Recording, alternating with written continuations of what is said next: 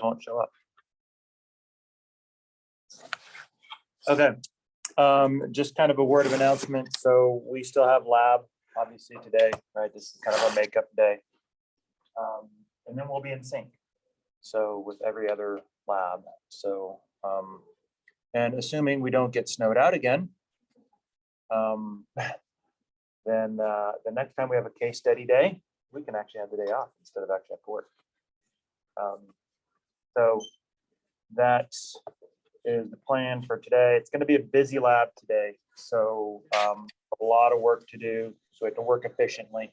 I'll break you guys in and get you guys kind of going as quickly as I can so that you guys can get everything accomplished. But let's start off with where we left off with. We finished ribosomes, so we just got done talking about ribosomes, and that closed up the first of the four major groupings, right? So we had the informational organelles, we had the endomembrane system, and then we had the energetic, and then the cytoskeleton. So that wraps up the talk about the informational ones. And so now we're ready to start the second major grouping, which is the endomembrane system. And basically it's called the endomembrane. So endo essentially means inside the membrane. And the reason why we call this endomembrane system is because a protein is made and released without crossing a membrane. So it actually never has to cross the membrane. That's why it's called the endomembrane system. And so we're going to actually take a look at the endomembrane system with respect to a major mechanistic pathway called the secretory pathway, which kind of pulls a lot of these organelles together in sort of a common stepwise fashion. So that's what we're going to do. So basically we have a series of membranes, organelles basically, that kind of are all part of the same system. So you can kind of think of it as sort of like an assembly line where you have different stations in the same process, right? So you're building the same product, and that's basically what's happening. And so you have, first of all, major organelles, but then you also have transport between those major organelles. So, and that's kind of an important piece of it. So let's talk about the first of the major organelles. That's going to be the endoplasmic reticulum. And so you have two different types of endoplasmic reticulum. First of all, the rough endoplasmic reticulum is characterized by the ribosomes that are attached to it. So when you take a look at the rough endoplasmic reticulum, you have all these little ribosomes attached to the membrane, which kind of gives it a little bit of a stubbly kind of an appearance, which is the reason why they call it rough, kind of like sandpaper grit almost. And of course, we already know what ribosomes do, right? The job of ribosomes is to make protein, right? So then obviously if you have a rough ER with lots of ribosomes on it, then you would imagine that part of its job is to make protein, right? So it's kind of like overlaps there. So the question is, however, where ribosomes make all proteins, does the rough ER make all proteins? The answer is no. Right, think about it. There's lots of different types of proteins out there where we took a look at some of the functions that proteins did in the last chapter, where we had transport, we had defense, we had enzymes, we had structure, storage, right? So we had all these different functions that proteins do. Not all of those proteins are going to be made by the rough ER, right? There's actually only three types of proteins that are going to be made by the rough ER. The first one are proteins that are destined to be secreted. So this is basically secretion is whenever the cell makes a protein and releases it to the outside world, typically for the purpose of communication and coordination. So when you are working together as a team, if you've ever been on a team sport, you know that the function of the team critically rests on the ability of the individual players to communicate with each other, right? If you can't coordinate and communicate with each other, then you're not going to be able to get anything accomplished as a team. You're easy to beat. Same thing's true here. When you have cells that come together to form these teams of cells, tissues, then they have to be able to coordinate themselves and their activities with each other That means they have to talk to each other. And the way they talk to each other is by secreting chemicals outside of themselves. So that's secretion. Okay, so these are molecules destined for the outside world to talk to your neighbor cells. The other one are lysosomal proteins. Now we're going to talk about the lysosome here in a little bit toward the end of the endoplasmic reticulum discussion. But basically, if you recall from the outline, we said the lysosome is the garbage disposal of the cell. And so the enzymes that are associated with the lysosome are actually coming from the rough ER. And then the other one is also membrane embedded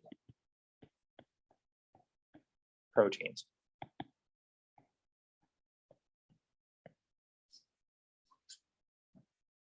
So called plasma proteins. So these are the three types of proteins that you would make in the rough ER. You're not making structural proteins. You're not making any other types of proteins. It's these three. And a lot of it is going to be secreted, right? So there's a lot of that. At least what we pay a lot of attention to is secreted. And that's because you have an entire organ system based on this concept of secretion. And that's your endocrine system, right? So these are really, really important activities, and these are what you're focusing on. So basically, these ribosomes are really targeted. They're not making just any protein. They're making proteins in one of these three families. Okay. So that's what the rough ER is doing, and we'll actually take a closer look at that. We tend to actually focus more on the rough ER than we do actually on the smooth ER. Now, the smooth ER is sort of an extension of the rough, and it is so called because it doesn't not have ribosomes. It just has considerably fewer. So the lack of ribosomes makes it look smooth in comparison. It does have ribosomes on there, just not a lot. Okay, and for the most part, you don't really see them on the smooth. Now, the functions of the smooth basically are, there's three major functions of the smooth ER, the reason why you have it. The first one is lipid synthesis. So remember, think about this for a second. We're going to be taking a look, and we're going to be looking at lots of different organelles here throughout the rest of the chapter. All those organelles in eukaryotes are made of membranes like the lipid bilayer that we kind of looked at a little bit in the last chapter. So all those lipids are made of phospholipids, which means you have little fatty acid tails on them, right, and phosphate heads. So when you need to sort of refresh your lipids, add new lipids out there, take old lipids back, or maybe change the mix, right? Where we said that the margarine effect, you can basically change or mess with the consistency of your membrane by adding either more saturated or more unsaturated fatty acids out there. So where would, like, if you wanted to sort of change the consistency of your membrane in an organelle somewhere, like, where would you get those lipids from? The answer is from the smooth ER. And not only that, but when you take a look at this sort of endomembrane system, you're going to notice that organelles are not static, right? They're constantly sort of swapping stuff back and forth between each other all the time. And when you do that, you're basically, like, if I were to take a piece of something from another organelle, then I'm taking their lipids as well. And so those lipids become my lipids now. So what you've successfully done is not just give me proteins that I'm working on, but you've also given me a fresh batch of lipids that I can work into my own membranes. So when you take a look at lipid turnover throughout the entire cell, there's this constant sort of mixing going on. You're constantly sort of adding new lipids all throughout the cell, and it all basically starts to come from the smooth ER. So it's a huge source of lipid synthesis. The other one is calcium storage. So when you get into AMP2 and you start studying muscle physiology, in muscle physiology, there's a smooth endoplasmic reticulum there. And what it does is it stores calcium. And that's critical because all it does is basically release the calcium into the cell and then sort of mop it back up and sort of restore it. And that's important because calcium is actually the major signal for muscle contraction. So if you don't have that release of calcium, you're not going to have muscle contraction. It's a required component to actually signal your muscles to contract. And so that's a special function that's associated with muscle itself. And then, of course, there's a more global function, that's detoxification. Now, exactly what is detoxification? Well, a good example is alcohol, right? So for instance, whenever you eat something or drink something, it goes into your intestines, it gets absorbed into your bloodstream. And then that blood, that what you just absorbed, goes to your liver. Everything that you eat or drink is absorbed into your bloodstream, and that goes to your liver. And what your liver does with everything is to basically detoxify it. It metabolizes it. If you've eaten any toxins or anything like that, then your liver's job is to sort of defang those toxins to make it safe for distribution. At this particular point, it doesn't go out to the rest of your body.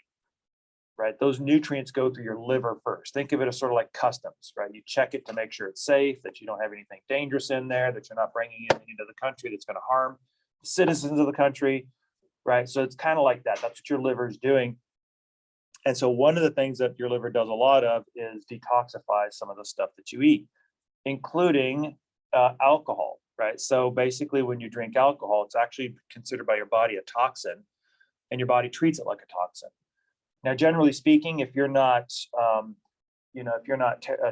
drinker, then if you drink a little bit, then you can start to feel the buzz. Yes, but you don't have to drink a lot to get to that, right? So if you're not a drinker, you get to that pretty quickly, right? That's because your body's not used to it, and not only that, but there are enzymes in your liver, in the smoothie R, alcohol dehydrogenases, whose job it is to take the alcohol that you drink and essentially metabolize it into a less dangerous byproduct. Well, here's the problem. If you're not used to drinking alcohol, you're not going to have a lot of those enzymes in there, right? That's the reason why you get a buzz really quickly. But let's imagine that you decided to pick up the habit, right? Rather than skiing or hiking, your new hobby is drinking, right? And so let's say you made this a habit, right? Let's say you had a drink a day. Well, for a little while at the beginning, you're going to get your buzz pretty quickly, right? But then what happens? Yeah, right. All of a sudden, it's like, wait a minute, I'm not really getting a buzz with the same amount of drink now, right? So then what do? Yeah, you drink some more, right? Because you're going for the buzz. And then, of course, then what happens? Yeah, right. Then you kind of build up a tolerance to that one. Right? What happened there? Why did you build a tolerance to it? Well, what happened was, as you're drinking more, your liver's responding by adding more enzymes into the smoothie R of your liver cells so that you can manage the load. It's kind of like your liver is reading what you're doing. It's like, oh, okay, I see we're drinking more alcohol, so I'm going to add more enzymes in there so I can detoxify that.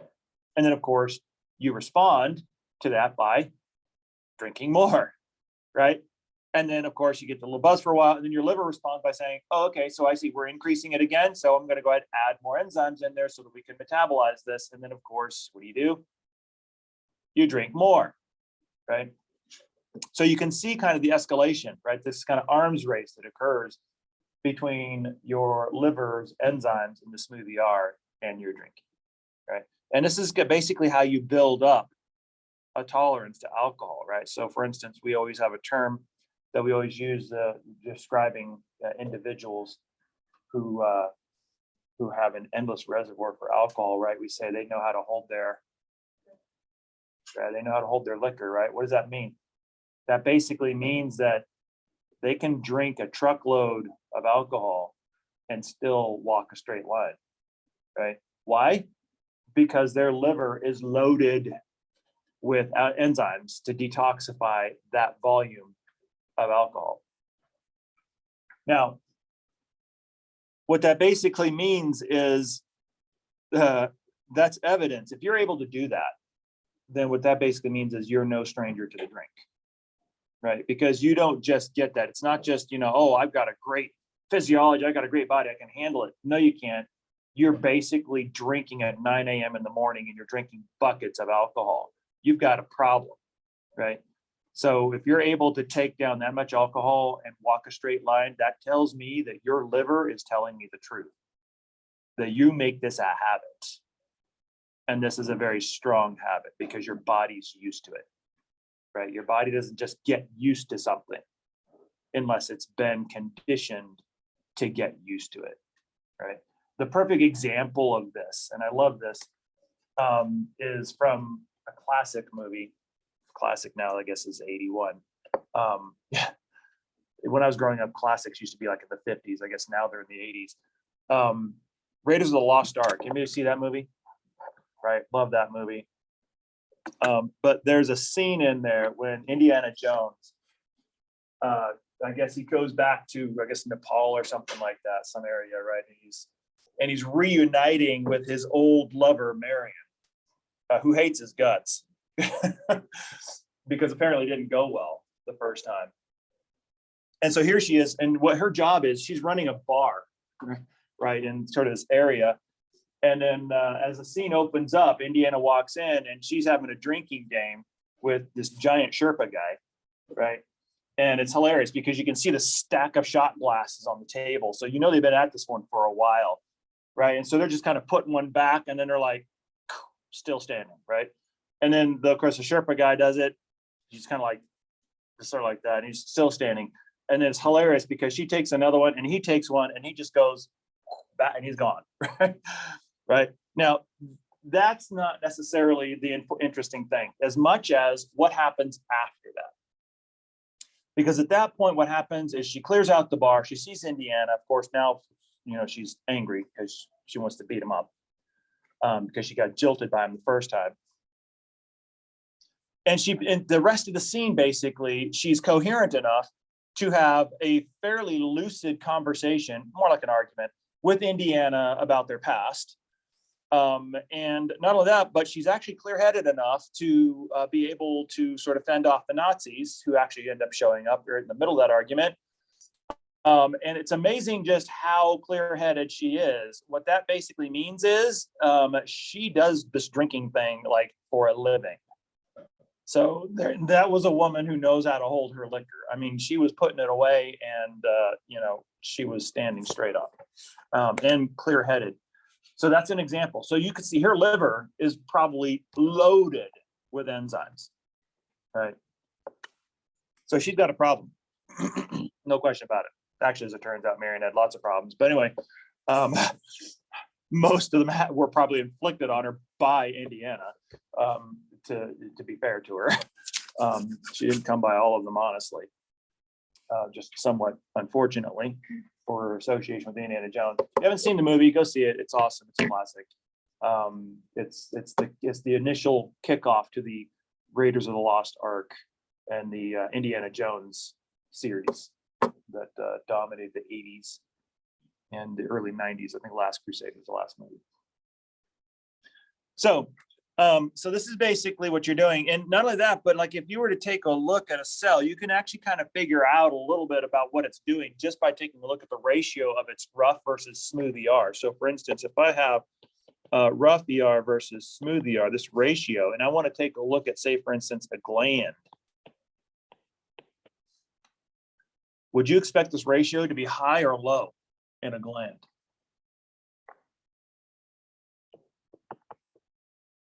Yeah, high, right? Because what it does for a living is secrete stuff, right? And so that basically means you probably have a lot of rough ER. Why? Because the rough ER makes secreted proteins. That's what it does. Now let's take a look at the liver. Let's take a look at Marion's liver. Right? Do you expect this ratio to be high or low?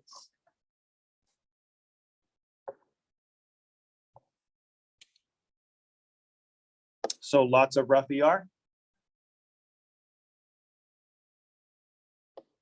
So Marion's liver is probably going to be a low, right? Because you're going to have tons of smooth ER because you're a drinker. More so than rough. Not only that, but you're a liver cell. So your job isn't to secrete anything, right? Your job is to detoxify stuff. So as a liver cell, you're going to have lots of smooth ER, because that's one of your main jobs. So you can actually see that you can vary the ratio of your rough to smooth to sort of match your function. So let's take a look at these guys structurally. So you can see here, you got your rough ER, this kind of labyrinth, the blue labyrinth, and you can see your ribosomes kind of stubbled on the surface. And typically these ribosomes will make protein and it'll thread that into the inside of the labyrinth, the lumen, And you'll hear me use that term often. Lumen basically means inside something. And then that's where the protein folding will start to occur, right? So the protein folding will be occurring inside the lumen of the rough ER. Now, the smooth ER, you can see, looks a little bit different. It's not quite as labyrinthine. It's a little more tubular in nature. So when you cut it cross section, it looks like you're kind of looking down the center of these little tubular shafts. So they kind of look like little membranous bubbles when you're looking down into them. And this is basically a transmission electron micrograph of the rough and the smooth. So notice you can see like these individual little black dots. A lot of them are tethered to the actual membrane of the rough ER. That's the ribosome that you have. So this is your rough. And this is your smooth. So you can see your smooth, you get the cross section. So it looks more like you're kind of looking at these little bubbles. You're actually looking down the center of these little tubular systems. Are they actually that color, or they just like dyed? This is colorized. Yeah, this is actually black and white. They just colorize that to sort of highlight what we're looking at, as opposed to looking at these organelles themselves. Now, one of the things I wanted to do is sort of link the ER to the structure of the nucleus, because a lot of times, you know, especially like when we kind of get into, you know, kind of evolutionary yarn spinning about like, where did all this stuff come from? Because prokaryotes don't have any of this, right? So where did this, how did this happen?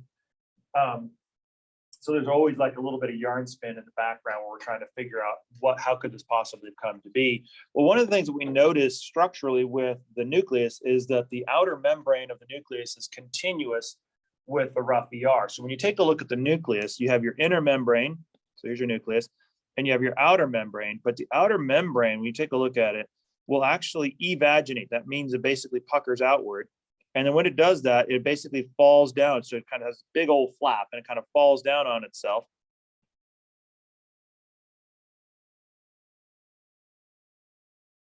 And then that will evaginate. And that'll fall down on itself.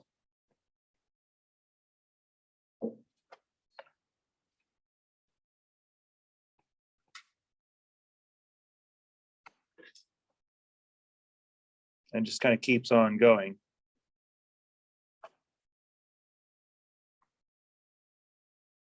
And so forth. So you can see that the space in between the inner and the outer, the fluid in there is continuous with the lumen of the nucleus. So anything that's in the lumen of the ER can basically, technically, move right on into that intermembrane space between the nuclear envelope. It's all continuous. And the outer membrane of the envelope is continuous with the ER. And not only that, but then the rough ER is continuous with the smooth. So you see the same kind of pattern happening with the smooth. And so the idea is, once you have a nucleus in play, then you can easily figure out how to generate a rough unit smooth ER from this one. So they're actually interconnected, so it kind of makes it quite handy. Now, first of all, what I want to do is I want to sort of bridge between the ER and the next major organelle, which is the Golgi. But first, we have to figure out a way to get there, right? So what happens then is when you have a ribosome that's on here, and basically it threads this protein into the lumen of the ER, that protein will fold up and basically inhabit the lumen of the ER. When it's ready to move on to the next step in its processing, then what it's going to do is this tip is going to swell and it's going to be full of this crude protein. And then eventually it's going to pop off and it's going to form a transport vesicle.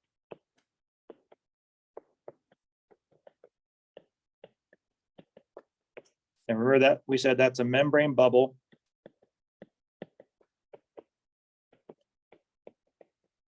that houses crude protein. It's not ready to be released yet. You got to still do some work on it. Okay. So where is this destination? The next stop, the next processing area, which is the Golgi.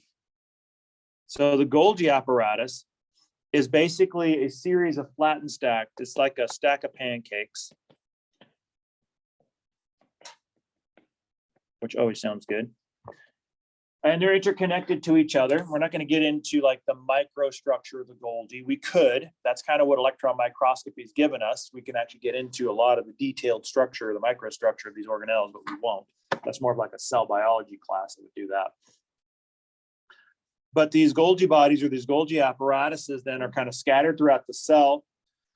And they have a couple of major functions. So first of all, they will modify, right? That's basically molecular synthesis. Then they will sort, and then they'll ship. That's all in the packaging and distribution component. That's what they do for a living. Think of UPS, only UPS with an attitude, right? Think of UPS that kind of messes with your package, right? And so that's kind of what it does. And it has two different sides to this Golgi apparatus. It's got a cis face, right, which means same. Trans means opposite or across. So your reference point here is the nucleus, right? So the cis face is on the same side of the nucleus. The trans face is on the opposite side of the nucleus. And so these are important, right? Because the cis face, this is your loading dock. This is your, this is your receiving dock.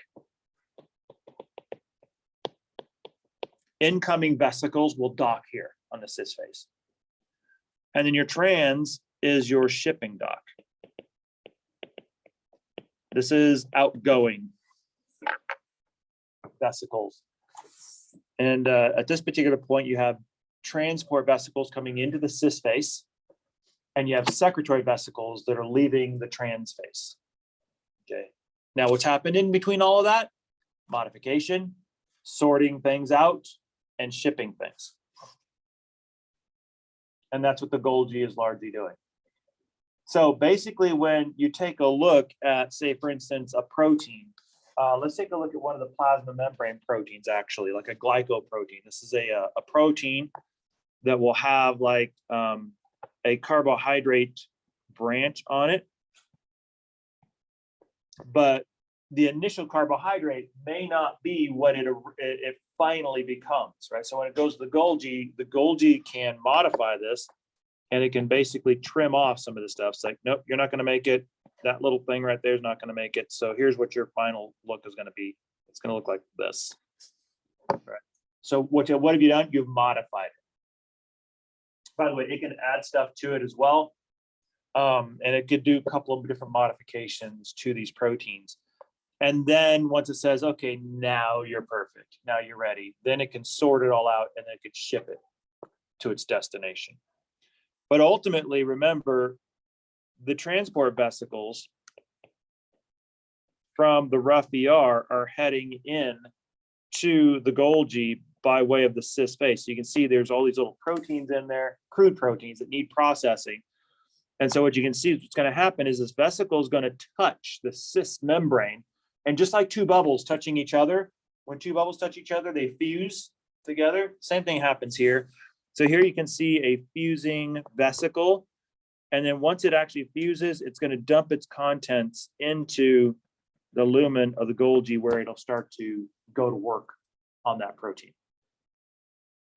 And then what's going to happen is it's going to go through the system, the series of membranes, until finally you get to finished protein on the trans face. And then what's going to happen here is you're going to load up your finished protein into a little vesicle, and you're going to pinch this off. And that's going to form this guy right here, the secretory vesicle, which is very similar to a transport vesicle. They're just a bubble, it's just a membrane bubble, but this is basically a membrane bubble that is now full of finished protein. This is ready for release. So you can release this one now to the outside world. So this is a transmission electron micrograph of actually what a Golgi looks like. So here you can see all these transport vesicles coming in, getting ready to fuse. And then you can see on the trans face here, there's not just a couple, there's a lot of stacks of membranes. And so your secretory vesicles will start popping off this trans side once everything is finished.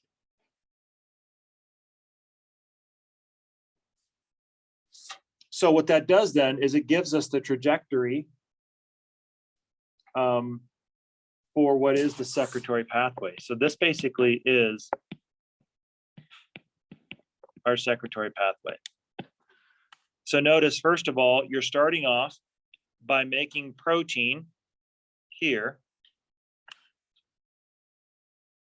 and you're putting it into this little budding vesicle. As it's starting to pinch off, you're filling it with these. So the red arrow is showing you secreted proteins, right? So those guys are going to be the secreted proteins. That's these guys here. But then in addition to this, I also want you to kind of show this is there's also here membrane proteins. So these guys are embedded in the membrane now. So when that vesicle pinches off, it's got two things: secreted proteins and membrane bound proteins. And then when it basically goes to the cis space, it's going to dock, it's going to fuse just like a soap bubble. It's going to dump its secreted proteins into the Golgi system for it to be modified, sorted, and shipped. And then the membrane proteins will become part of the membrane of the Golgi. That'll move through the system as well, so that on the trans side, you'll see a secretory vesicle getting loaded with secreted protein. Once it pinches off, then it creates the secretory vesicle, which will then fuse with the plasma membrane. And again, just like the two soap bubbles fusing together, once it does that, then it's going to dump its contents to the outside of the cell. Once you dump your contents to the outside of the cell, that is secretion. But what about the membrane? What about the membrane ones? So let's take a look at this. So remember, in the membrane, you have a vesicle with secreted proteins in it, but then you've got membrane proteins in it. And these are proteins that are embedded in the membrane itself. So when this goes to the membrane and fuses with it, what's going to happen is all of your secreted proteins are going to leave and go outside the cell. But what about those membrane embedded proteins? Well, those, because once you fuse your vesicle, your secretory vesicle to the membrane, it kind of turns itself inside out. And what was inside becomes outside. So those membrane bound proteins now display on the outside of the cell membrane. So you can see there's some other membrane proteins that are out there as well. So notice what you've done. You've basically created a mechanism, number one, to secrete proteins outside of the cell for purposes of communication coordination. That's big by itself. Number two, you've managed to figure out a way to transport embedded proteins from inside where they're being made to their location of activity, which is outside on the membrane itself.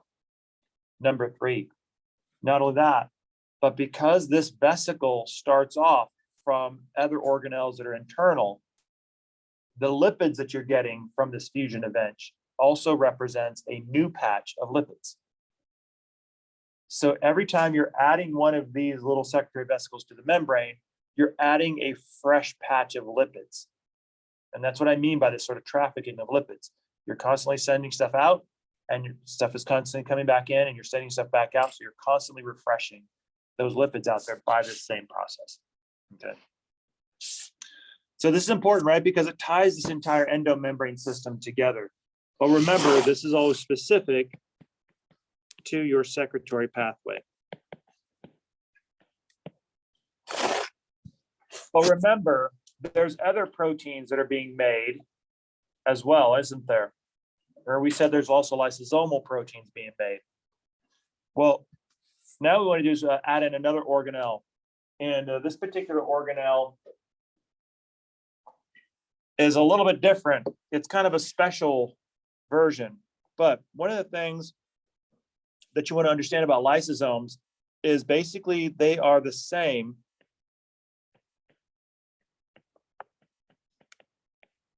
as a secretory vesicle. That is to say, they're still a membrane bubble, just like a secretory vesicle. They only differ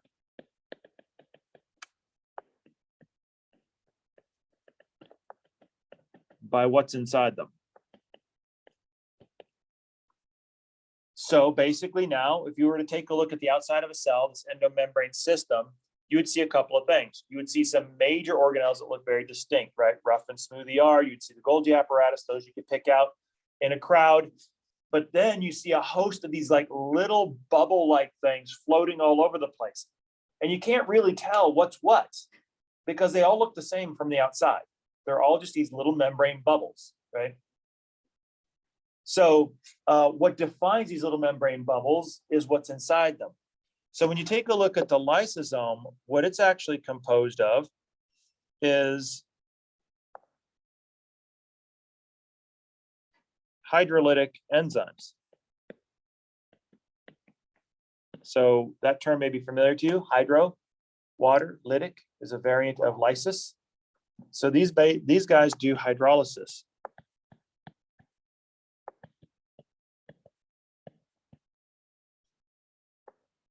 Of your macromolecules. These are your digestive enzymes. So what are we talking about here? Remember, we said that the ER makes lysosomal enzymes, right?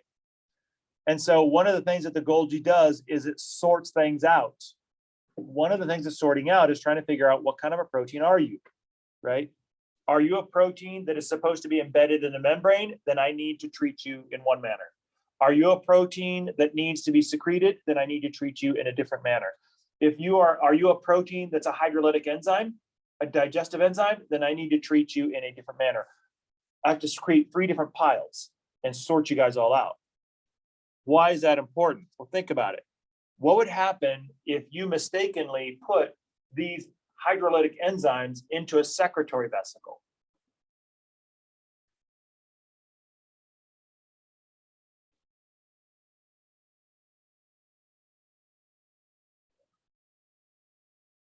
Right? It would be released, right? But what would you be releasing?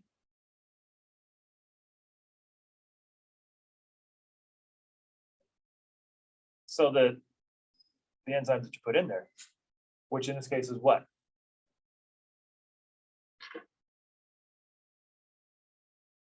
It'd be the hydrolytic ones, right? So what do you think would happen if you released your hydrolytic enzymes to the outside of the cell?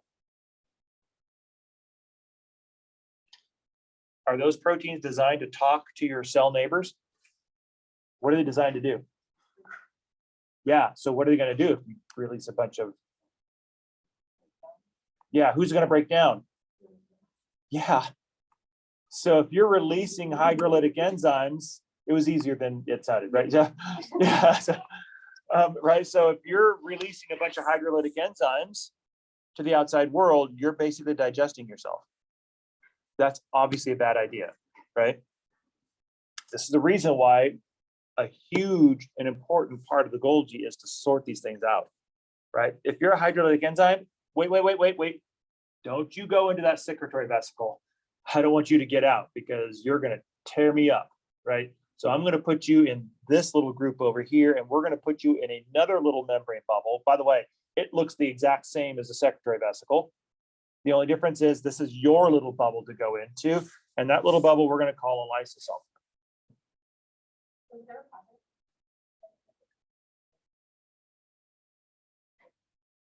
Do what? What's the question? If you release your enzymes?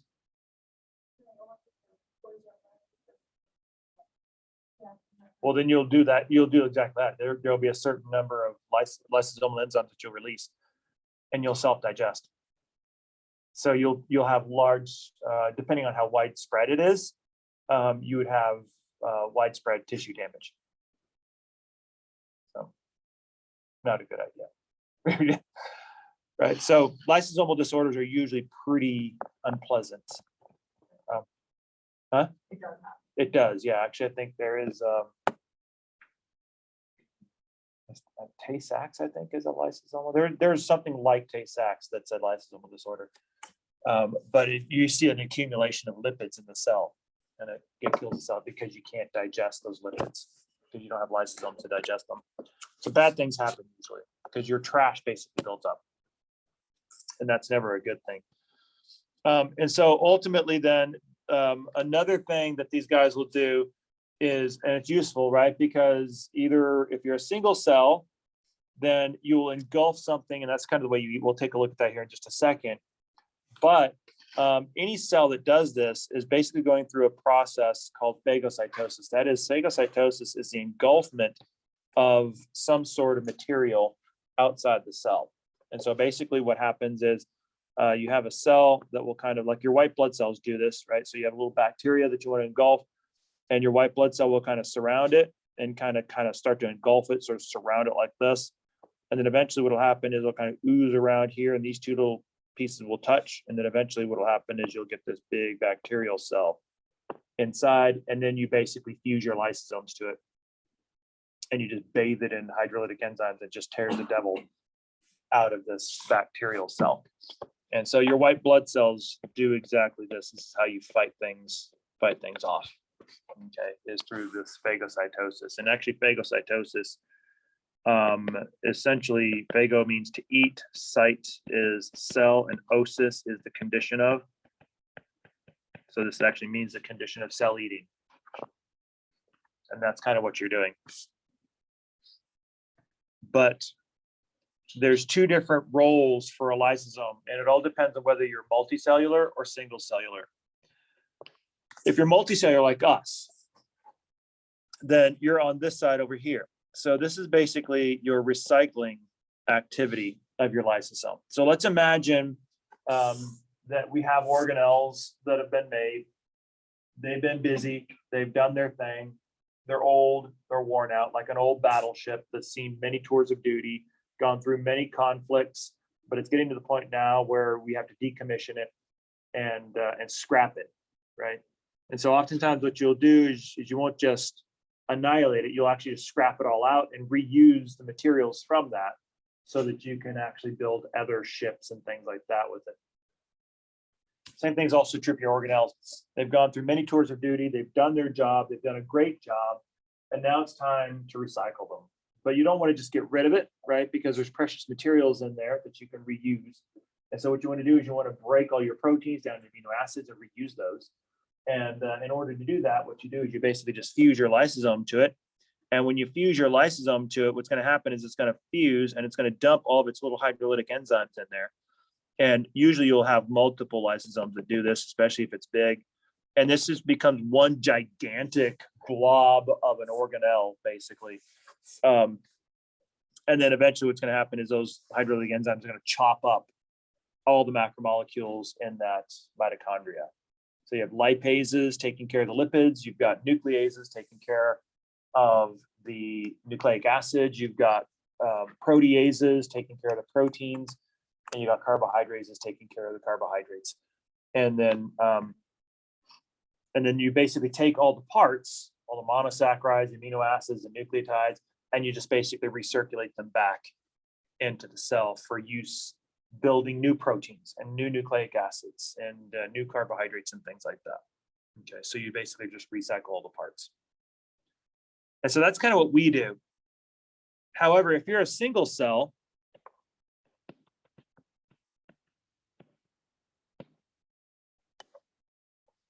then this is basically your eating strategy. Because remember, single cells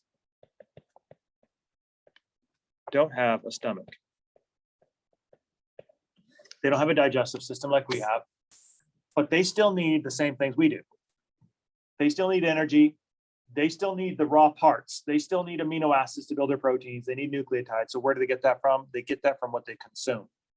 So in the case of a single cell, what happens is they go through phagocytosis, where you have like little food particles out here on the outside of the cell. And what they do is they kind of suck those little food particles in. That kind of creates this little inlet right there. And when these two little shoulders touch, it'll basically surround the little food. It'll kind of pop off inside as a little food vesicle. And so you can see this little membrane bubble, right, which was part of the plasma membrane surrounding your food particle. And then you basically fuse your lysosome to that. It's going to dump all those hydrolytic enzymes and bathe that food particle in hydrolytic enzymes. And you're going to basically digest all of that.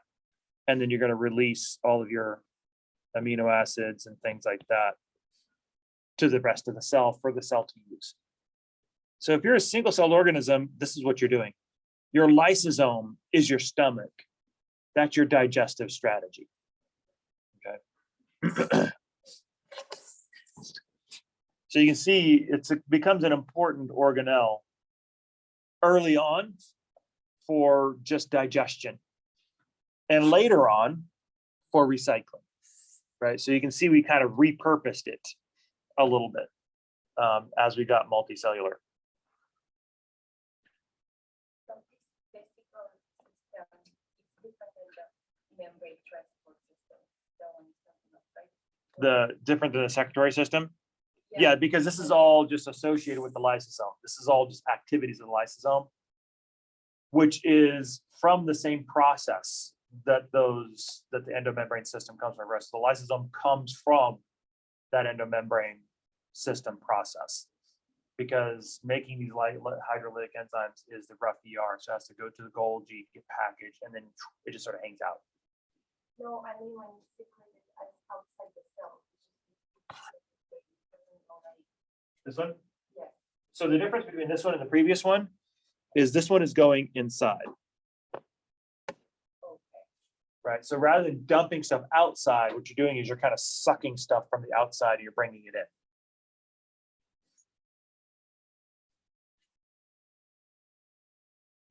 So what about other bubbles? Right? Are there other little bubbles that have that look similar to secretory vesicles and lysosomes that just differ by what's inside them? And the answer is yes. There's lots of little membrane bubbles.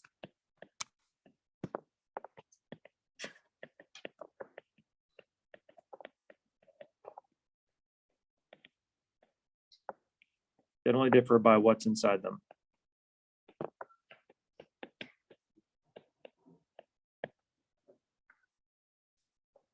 And so if you take a look at a cell, you'll notice there's just like all these like little bubbles all over the place. And it's like, okay, what is that? I don't know, right? Just a microbody, right? That's kind of what we just call it. It's a generic term that means little membrane bubble that's got stuff in it, right? So we'd have to actually analyze what's in it in order to really know what it actually is. And so there's a lot of these with different types of enzymes, different things in them. So they all kind of look the same.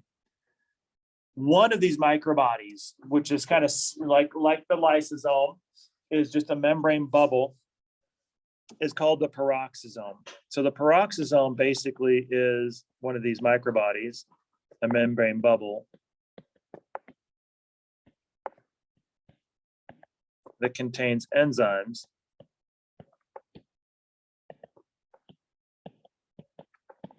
that detoxify oxidative oxygen byproducts.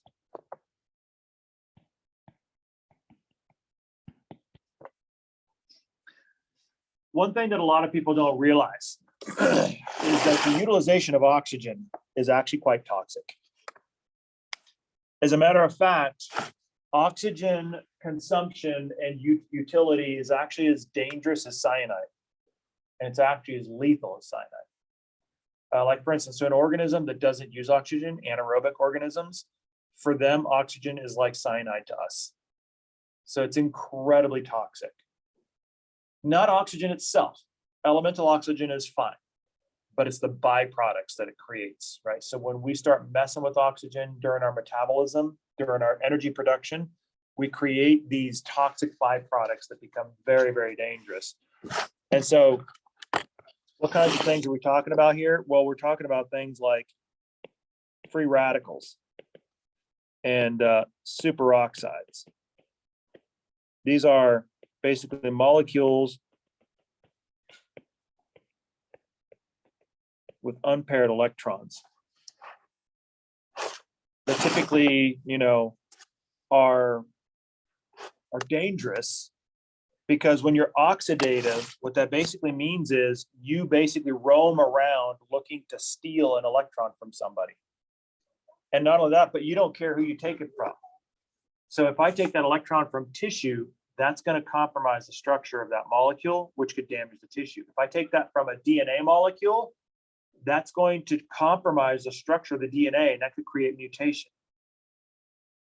Not only that, but when you look at this, this actually represents a very, because we use a lot of oxygen, right? And that basically means that our system doesn't just have a few free radicals in it or some superoxides in it. It's got a truckload of these byproducts in there. Why? Because we are consuming lots of oxygen. Our body needs the oxygen in order to make ATP in cellular respiration. That's the reason why you need oxygen. By the way, if you want to know how long it takes for you to to keel over if you're deprived of oxygen, we already know what that's like, don't we? It doesn't take very long once we start depriving you of oxygen for you to start running into serious problems. That basically means that you are consuming lots of oxygen and you're producing lots of byproducts. So you don't just have a few of these, there's tons of these roaming throughout your body. Think about it. If you had tons of these rogue characters roaming throughout your body, seeking to steal electrons from your tissues, you would have so much theft of electrons from your tissues that you would be a physiological train wreck in a very short period of time, right? Because these are just a relentless band of marauders. This is one of the reasons why a lot of times nutritionally, we always try to talk up the consumption of things like antioxidants, right? Eat your blueberries, rich in antioxidants. Well, what actually is an antioxidant? What an antioxidant basically is a molecule that usually find in high concentrations in things like blueberries or various other types of high and rich antioxidant sorts of foods. And what these guys will do, these molecules will basically say, don't hurt the tissue, take my electron, right? So it kind of throws itself out there and sort of takes the bullet for you. And the idea is the more of those antioxidants you have, then the more of a shield you have for your tissues. And that's the reason why oftentimes the consumption of antioxidants is correlated with a reduced frequency of cancer. Not that you're not going to get cancer, but it reduces the probability of getting cancer because there's just not as many damaging events associated with these free radicals and superoxides. So in the peroxisome then, in order to be able to use oxygen, you have to have a strategy to deal with the waste, right? These byproducts, and we do. So in these peroxisomes, there are all sorts of enzymes that will go after one of these nasty little byproducts, and its job is to detoxify them. A good example is catalase. So catalase basically will take peroxide, which is heavily oxidative and very dangerous. And what it'll do is it'll turn it into water, harmless, and elemental oxygen, also harmless. And that's what it does to peroxide. So peroxide is one of those things that you produce in the process of utilizing oxygen. And there's lots of other types of enzymes in there as well. There's like superoxide dismutases in there, enzymes that go after the superoxides and try to defang them. But you have a lot of these enzymes in your peroxisomes. But from the outside, they just look like a little membrane bubble, just like any other little membrane bubble. Okay. Now let's move on from the membrane, the endomembrane system. We're not quite on the next section yet. There's a couple of little outliers here that we want to sort of clean up in this while we're talking about it, because there's really no other good place to put some of this stuff. This is kind of a little bit of a parenthetical component here, but remember, we just got done talking about lysosomes, right? And so lysosomes basically are tasked with breaking down macromolecules, including proteins, right? But here's the thing. Your proteins represent an enormous group of molecules, right? And there's a lot going on in there. And so it's not a good strategy to just put all of your protein degradation needs into one organelle, the lysosome, right? Because their job is to sort of generalize. They sort of chop up large structures, but there's so much protein in your system that you kind of need a little bit more specific, targeted management of your proteins. Basically, you need to go after your proteome. And that's what the proteasome does. So this is involved in the regulation and maintenance of your proteome, which is basically all the proteins all together in your cell. And what it focuses on is misfolded proteins, right? So if you're terminally misfolded, guess what? You're useless to us, so we're going to have to scrap you, and we're going to redeploy your amino acids. Okay. If it's damaged, guess what? You're not useful, so we're going to have to repurpose your amino acids. Your parts are more important now, right, than you are. But this one as well, this is the no longer needed proteins, right? This is basically the regulation and coordination of protein response. So think about it. Your proteins are doing all the work in your cells, right? But here's the thing. You don't need all your proteins all the time.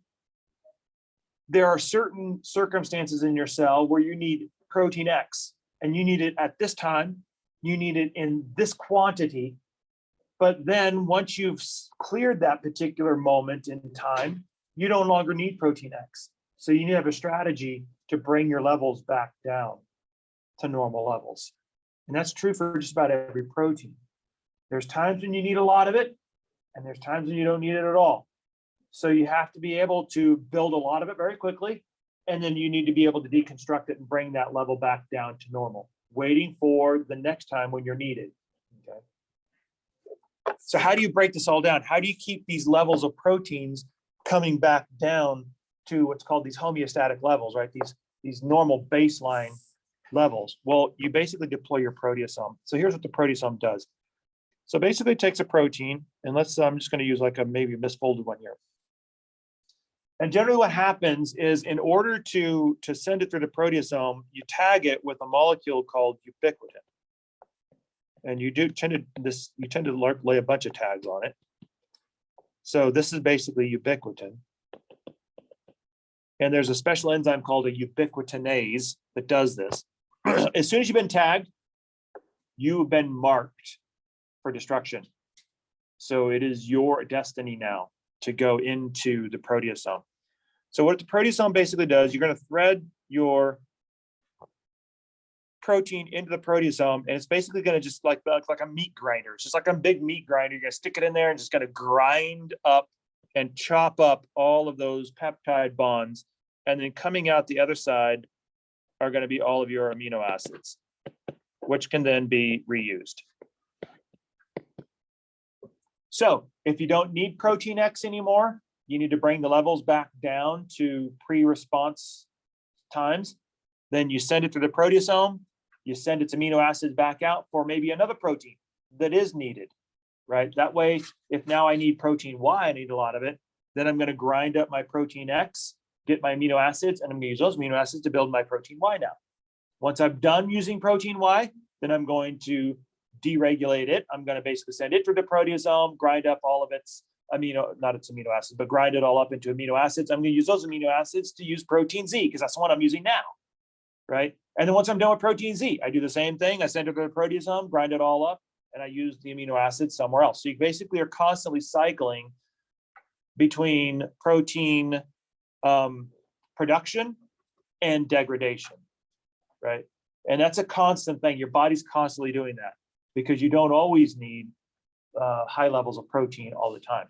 And this basically is only targeted at protein. So it's designed to take that very burdensome and heavy load off of the lysosome. So the lysosome has a little bit more freedom to focus on sort of just a more of a global approach, as opposed to being choked up with all this protein work. Okay.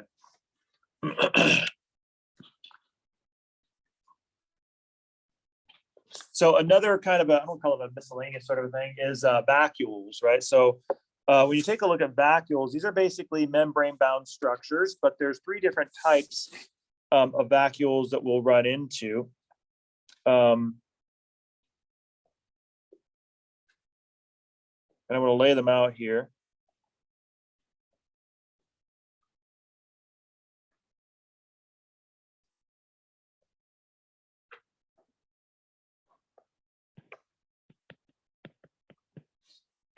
So the first one is the large central vacuole, which you can see here.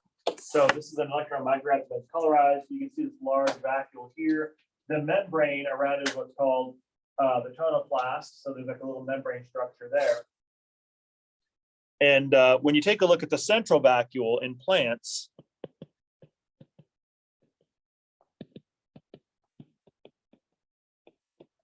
it stores pigments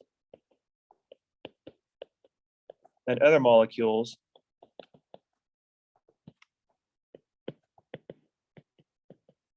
And it's also involved in water balance. Remember, we talked about water balance. We talked about the osmosis diffusion lab, right? Remember with osmosis, we basically had the mantra of osmosis was what? You guys remember that one? You got to say it with attitude. What? Kind of heard it.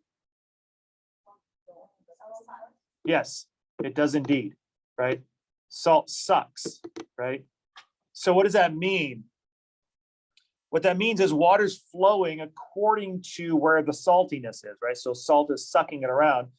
And so in a plant, when you're taking on water, that water's going into the central vacuole. So it's filling up that central vacuole, and that's kind of what the reservoir for water. When you're losing water because the salt is outside the cell, it's getting sucked out of the plant, then it's losing water from that central vacuole, and that's kind of what's that central vacuole starts to collapse down, right? So that's kind of what I mean by it's kind of the water manager. It basically kind of takes on all that water and sort of manages the influx and the efflux of water in plants. Now, keeping that theme, we want to go to contractile vacuole, and now we want to move from the plant kingdom to kingdom Protista. And take a look at the contractile vacuole. This is basically also used in protists for water balance. So I'm going to use the example of paramecium. There's our little paramecium right there. And in a paramecium, this is a freshwater protist, right? So where do you think osmotically the saltiness is in this little critter? Inside, right? So what does that mean? Where's water going to go? Yeah, it's going to want to go inside, right? But what's going to happen if all the water goes inside the cell? Yeah, it's going to fill up like a water balloon, and then okay. So now if you're a paramecium, was that a successful run for you? No, right? So you pretty much failed on a lot of fronts in biology, didn't you? You failed to reproduce. That's key number 1, right? Because you were too busy blowing up. So obviously you have to have an answer to this, don't you? And water balance, you can actually, a lot of times I do add water balance, the idea of managing water as another one of those big biological questions of life. It's something every organism has to come up with an answer for and be able to figure out. So how does this little guy do it? Well, what he uses is what's called the contractile vacuole. Now, contractile vacuole has a lot of similarities to your bladder in the sense that it's descendable and it's contractile, just like your bladder is. So what you have basically is this kind of little structure with these like little tentacle-like extensions on it.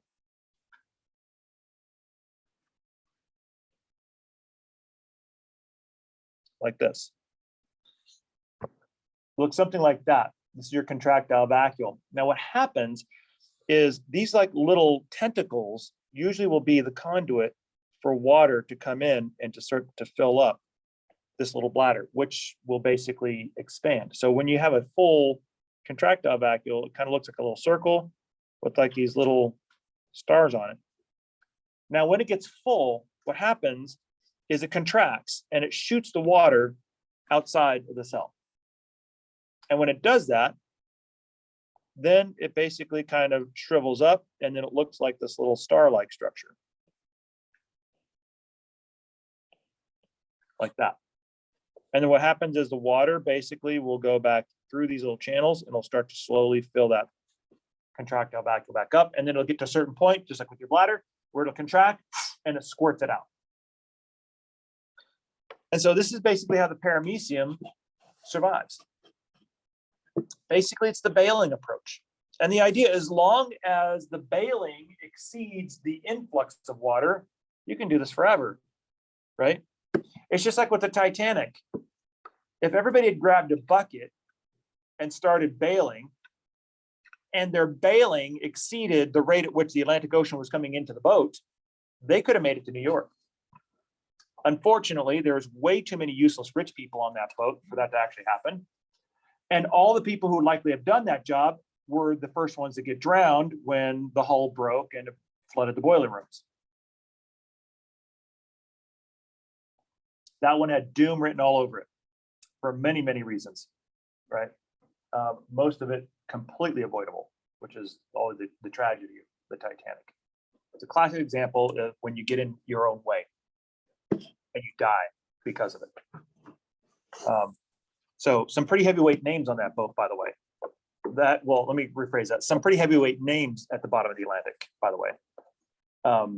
Like some of the richest people in the world were basically now crab food on the bottom. But the idea here is as long as you do this and you're bailing out more than you're taking in, you can live like this indefinitely, right? And for the paramecium, it works. Obviously, that would be a little bit of a pain in the butt for us, but it works for them. And of course, the other one that we already just saw is sometimes referred to as a vacuole. That's the food vacuole, right? This is basically where a cell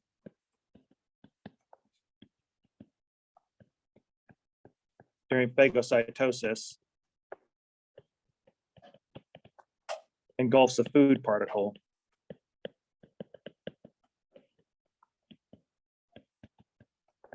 for fusion to a lysosome. So that little food vesicle, sometimes it's referred to as a vacuole. Okay.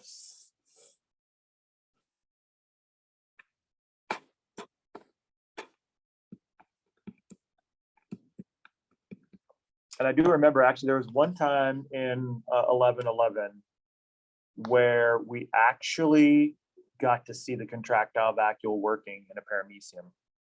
It was actually pretty cool. It's very hard, very rare to see. It's very hard to find paramecium alive, but we actually saw him. He was just sitting there. You could see it like a little star, and then it would go like, you can kind of see it pulsing like that. It was pretty cool. Okay, so let's move on then to the next major group. 2 down, 2 to go. Okay, so these are the energy relateds, right? So we start off first of all with mitochondria. This is something that's found in all eukaryotic cells, by the way, plants and animals, right? One of the biggest mistakes students make is like, oh, well, plants have chloroplasts and animals have mitochondria. No. Plants have both, right? You need both because mitochondria makes your ATP. Plants need ATP too, right? So they also have mitochondria. It's just that they have chloroplasts in addition to that. We don't, right? And so a couple of things you'll see in the mitochondria is its structure. Its structure is actually very intentional.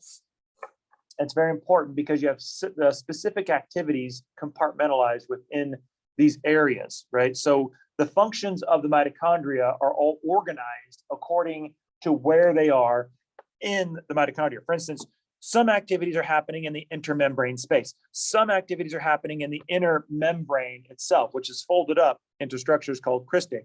And some are actually happening inside the fluid center portion, which is the matrix. So this is the fluid portion of the mitochondria. So if you take a look at the mitochondria, you've got an outer membrane and then the inner membrane, which is folded,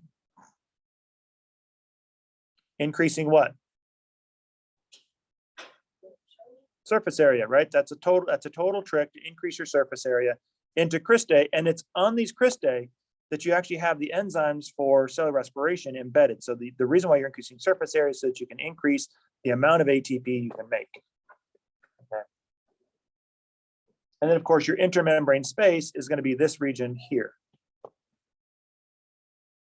between the two membranes.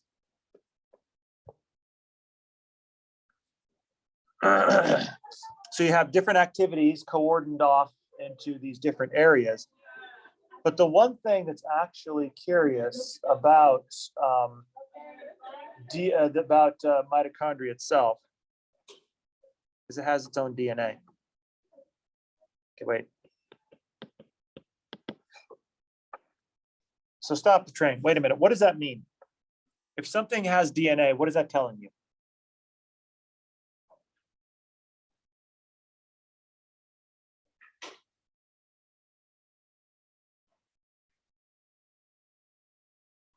Well, let's put two things together that we learned earlier in the chapter. Number one on the cell theory is what?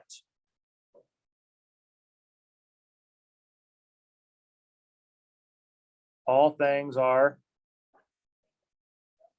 yes, all living things. All things that are alive are made of cells, right? Okay, hang on to that one. Now let's go a little further down into all cells have to have, right, there's like about a list about 4 things that all cells have. What were they? At the top of the list was all cells have not a nucleus, keep going, but you're on the right track. Not protons, where there's a list of things that all cells have. Cytoplasm was on that list. Yep, that was number 3 on the list.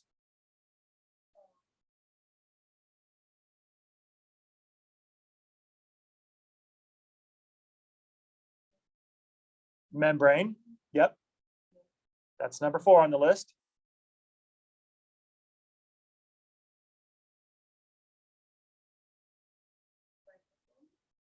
I added that one. Yep.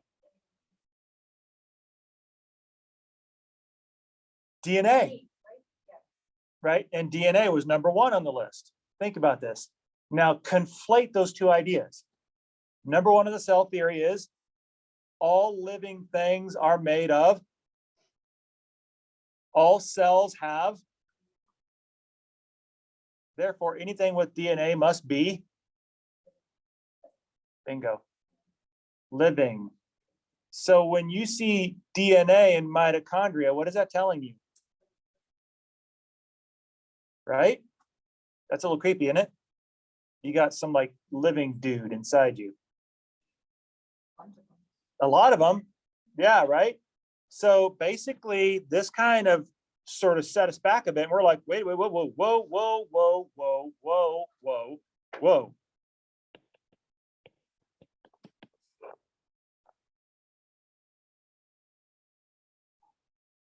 You're alive, right? Because that's what the conflation of those two ideas meant. That, by the way, was deductive reasoning. When you did that, you didn't actually conflate those two ideas. Conflation is basically fusing two ideas to create a false third, right? This is actually more like deductive reasoning, right? If postulate A is true and postulate B is true, then postulate C is also true if it connects two truths together, right? So hang on to that idea, because that's a bit of a head scratcher. And this kind of gets back, obviously, you know where I'm going with this, right? This kind of gets back to our sort of evolutionary storytelling when we're trying to figure out how everything sort of came together. We'll talk a little bit more about that here in just a second, but I want to basically pull chloroplasts under the tent before we do that one. And so this is kind of what it looks like. So here you can see these folds of the inner membrane, so the cristae itself, and then you can see the ribosomes in here. And then notice these little circles here, right? The DNA. Now notice also what the DNA looks like. It's very plasmid-like, right? Where did we see plasmid DNA?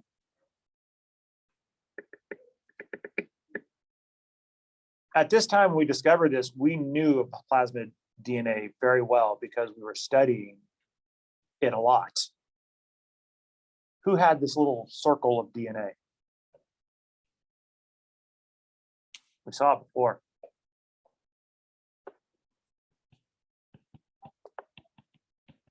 Not phospholipids.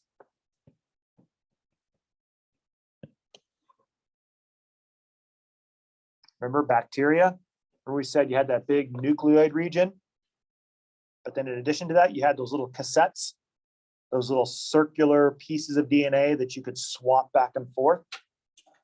So when we look at the construction of mitochondrial DNA, it has a lot of similarities to what we were studying in plasmid DNA in bacteria.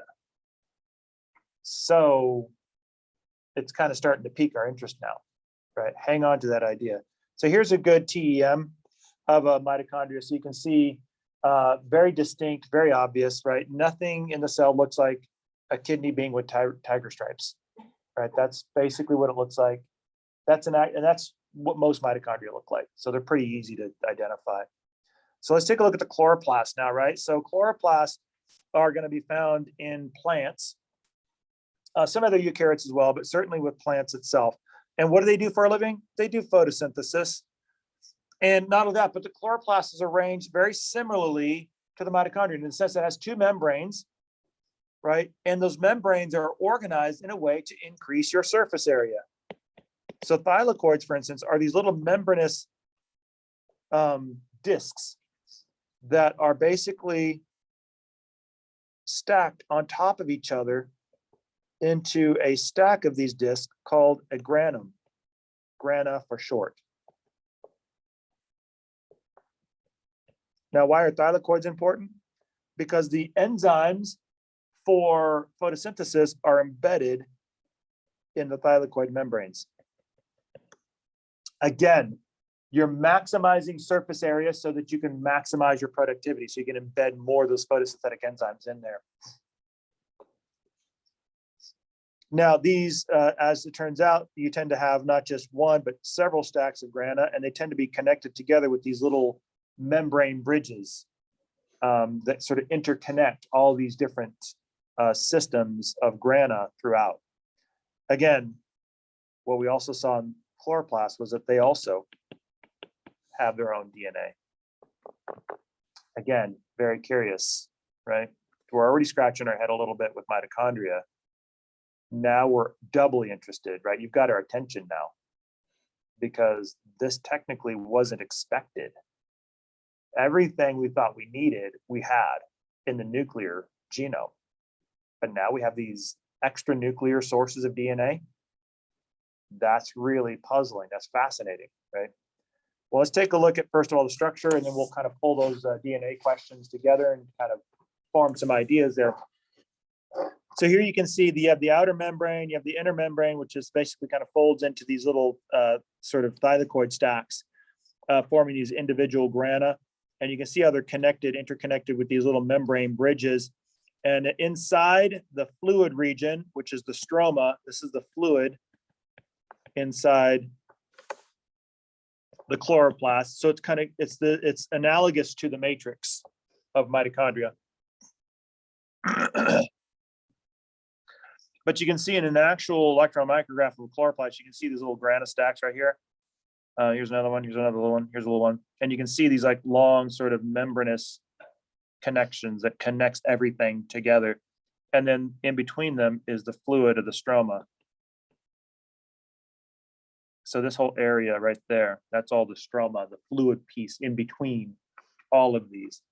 And that's also important, by the way, because there's certain activities that happen in photosynthesis that are associated with the membranes of thylakoids. And then there's certain parts of the photosynthetic reaction that are happening in the stroma. And so the spatial orientation of this isn't just all about surface area. There's actually a division of function between these areas. Okay, so you do some things here, you do some things there. Now let's get to the bottom of this whole DNA idea, right? So there's a couple of questions that we have here. First of all, we define living things by the presence of DNA. You have to have DNA, right, in order to be alive, because after all, that's your master blueprint. But there's a couple of other questions that are surrounding mitochondria, right? Like, for instance, how come rough ER has a single membrane, Golgi has a single membrane, all the vesicles, lysosomes, peroxisomes, those are all single membrane, but then when we get to mitochondria, you've got two, right? So you have this question of the double membrane of mitochondria. So how do we come to that, right? So here basically we get this idea of endosymbiosis. So endo within, symbiosis is a relationship that's mutually beneficial to both partners.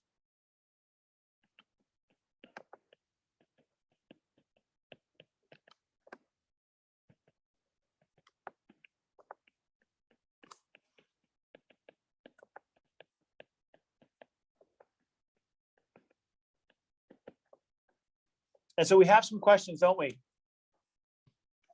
So how did this come to be? So by the way, just to sort of as a caveat, right? Because you always want to make sure you kind of keep your caveats in front of you. You lead with your caveats, you don't let them trail behind, right?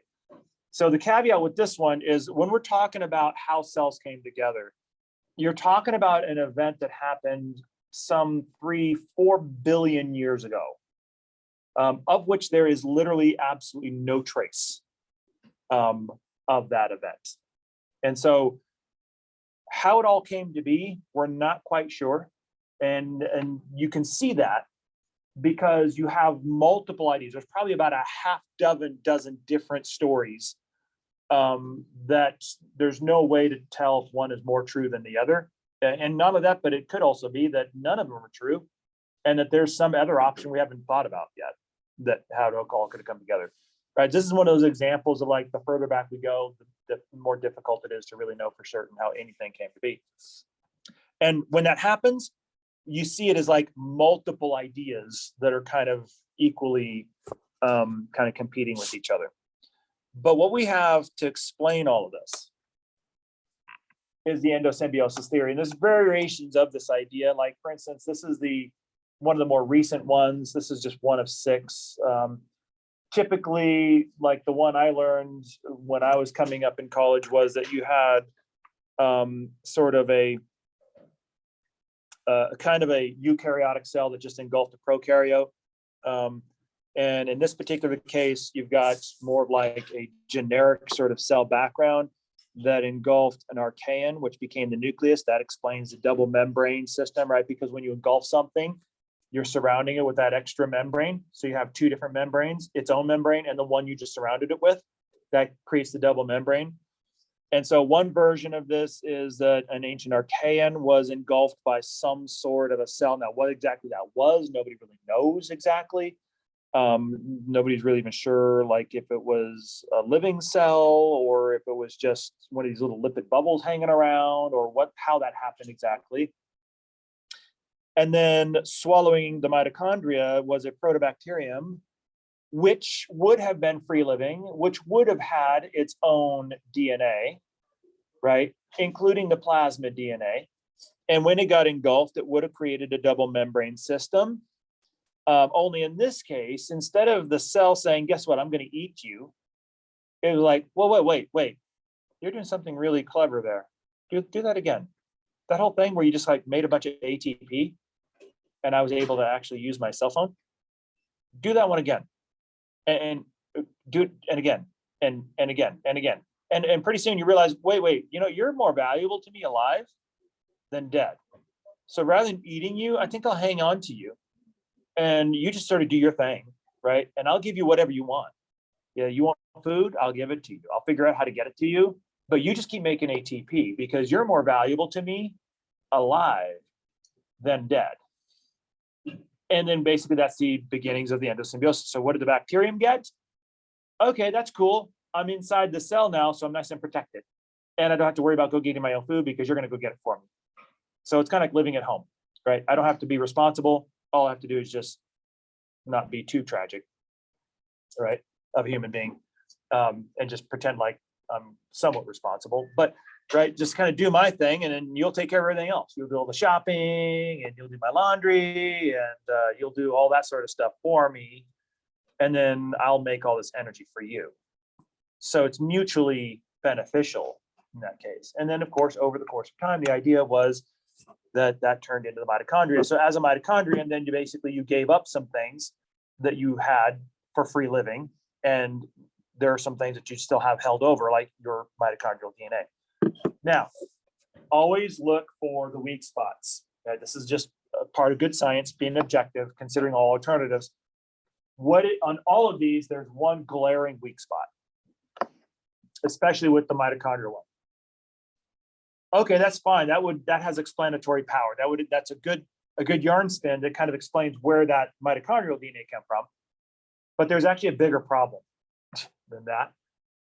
Where did the nuclear DNA, where did that nucleoid DNA of the bacterium go? Right? How did you lose your entire genome? Because you have two sets of DNA, right? You've got your nucleoid genome, and you've got your little plasmid. So if what you're talking about is the mitochondrial DNA is the plasmid, then what happened to your main source of DNA? How do you get rid of that? That's a question nobody has an answer to, right? Or if it's the alternative, it's like, well, no, the actual mitochondrial DNA is actually the nucleoid DNA, because the bacterial, that is actually just a big circle too. It's just a big giant circle. It's kind of all flopped on itself. So if that's what the mitochondrial DNA is, then what about the plasmid? So where did the bacteria lose the plasmid, right? So when you're kind of taking these ideas, the most likely idea would be that what you're seeing as mitochondrial DNA is actually the main genome of the bacteria. And since plasmids can be swapped back and forth and at times lost, then it was probably easier to lose the plasmid than the main genome. Right. So what you lost was not the genome, what you lost was the plasmid. What we see as mitochondrial DNA is actually the ancient bacterial genome that would have been in the nucleoid region, not the plasmid. But the problem is we saw that this little circle of DNA was plasmid-like. So how do you explain the ancient genome being very plasmid-like unless it was a plasmid? So there's a lot of questions, and there's almost really no way to completely answer all of them, right? Which is why there's like a half dozen version of these. Another version is basically where you're taking in, like it's an unknown bacterium that starts to swallow an archaean, which is not. So there's all sorts of crazy things. Each of them has their weak spots. Each of them has their strong spots. If you're a plant cell, you also engulfed a cyanobacterium, and that became your protochloroplast. Okay. So intriguing. It's a lot of fun to think about, right? But like I said, there's absolutely no way in the world to know for sure how this worked out, because each one of them has their weak spots. And it's still very much on the table that none of these could be true. It could have been something completely different. We just don't know what it is. And we don't really have a good way to go back 3 billion years to figure out how it all came down. Okay. So that's the end of 3. Now 4. The cytoskeleton. So the cytoskeleton is basically structural, and it's basically made of protein fibers. We've already seen one component of the cytoskeleton, haven't we? Remember we looked at the nuclear lamina, just inside the inside of the nuclear envelope, holding the nuclear envelope up so it doesn't collapse. That was intermediate filament. That is a type of cytoskeletal fiber. That's a perfect example of the role of especially an intermediate filament in its cytoskeletal role. So some of these activities of the cytoskeleton are static, and some activities are dynamic. They're designed to change. You have a combination of the two. So you have a dynamic system which can change, disassemble, reassemble, disassemble, but within the context of a more static system. So you have 2 of these. You have a combination of both of these. Oftentimes in biology, you'll see a trade-off like this, right? Where if you want to double down on one, you have to give up on the other. So you have to trade it off.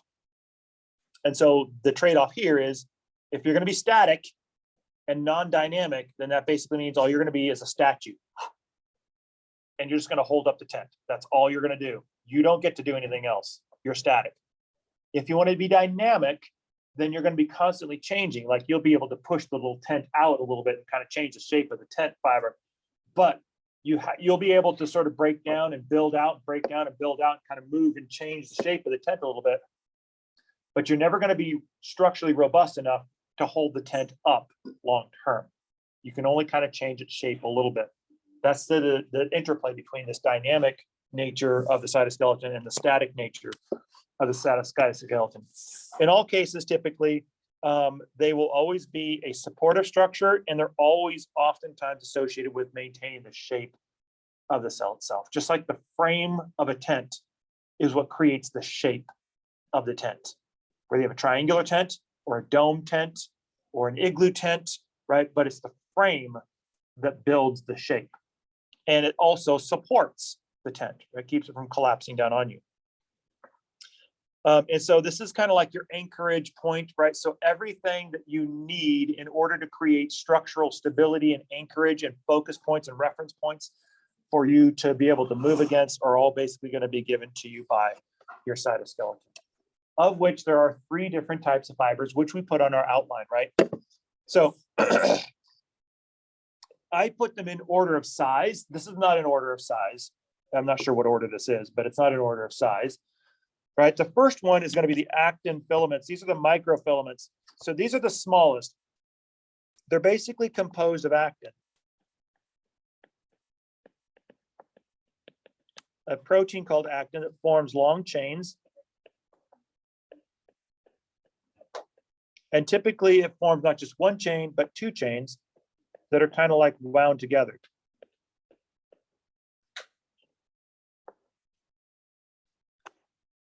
And so that's the nature of your fiber.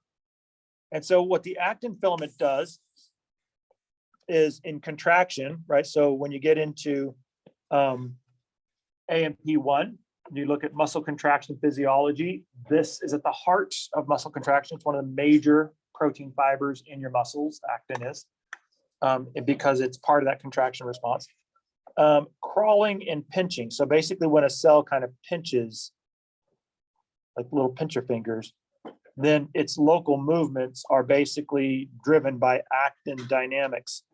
So notice these right here are very local movements. Small movements of the cell, small undulations, small ripples of the actual cell itself. The actin filaments are oftentimes a dynamic component of your cytoskeleton.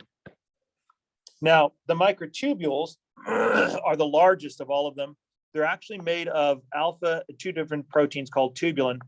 Both of them are alpha and beta tubulin. So they bind together in what's called a heterodimer. And they're a long cylinder of stacks of this tubulin. So basically what happens is you just basically take these dimers, you just kind of stack them on top of each other. And you start to create this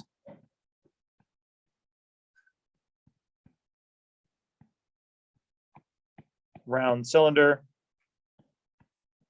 And then pretty soon you kind of create this cylindrical type of structure. That's a microtubule. So this is movement of the cell and materials within the cell. So this is basically larger movements, not local, but larger movement.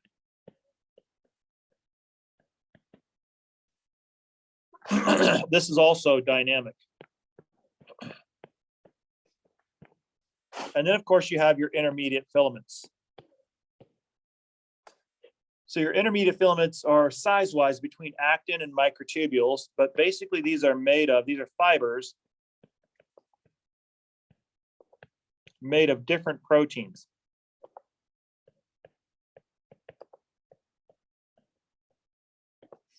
So an example is laminin, making up the nuclear lamina.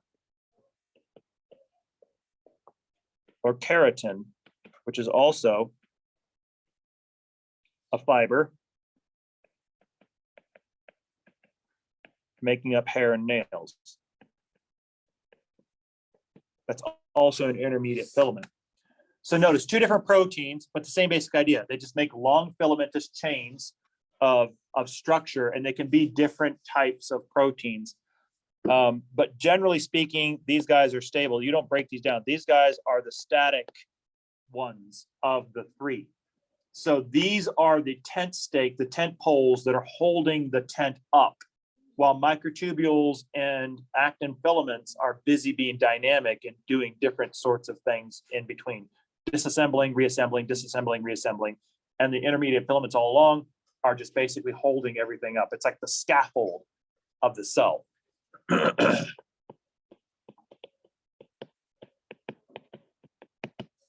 So those are your three major fibers. We're going to dig into the details of each one of those and some of the biological applications of each of those fibers. But what I want to do here is I want to start next time with this one, a visual description of kind of what we just saw on the previous slide, to kind of help you sort of put everything together visually in context.